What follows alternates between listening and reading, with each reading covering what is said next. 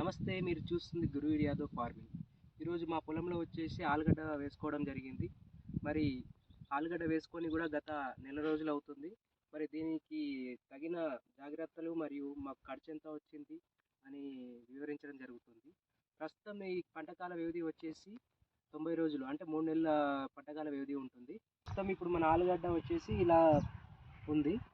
మరియు దీనికి వచ్చేసి మొన్ననే పెస్టిసైడ్ చేయడం జరిగింది. మరియు మళ్ళీ ఒక వారం రోజులు అయినాక మళ్ళీ పెస్టిసైడ్ చేయాల్సి వస్తుంది. ఎందుకంటే ఇప్పుడు క్రిమి కీటకాలు దీనికి చాలా వస్తున్నాయి. మొన్న ఒక పెస్టిసైడ్ చేయడం జరిగింది. ఇప్పుడైతే ప్రస్తుతానికైతే పంట బాగానే ఉంది.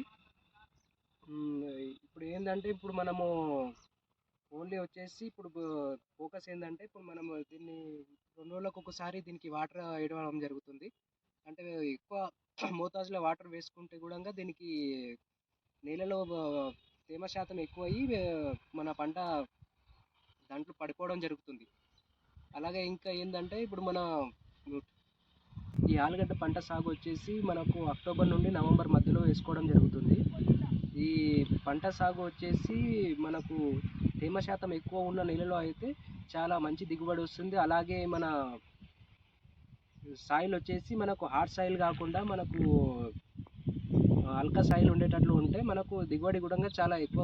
ఇప్పుడు ప్రస్తుతం ఇంకా 2 నెలల వ్యవధి ఉంది ఆలుగడ్డ రావడానికి. చూద్దాం ఆ తర్వాత ఎలా ఉందో మన ఆలుగడ్డ సాగు. మరి పెట్టుబడి ఎంత అయింది, మనకు ఎంత మిగిలింది, ఎంత దిగుబడి వచ్చేసిందని.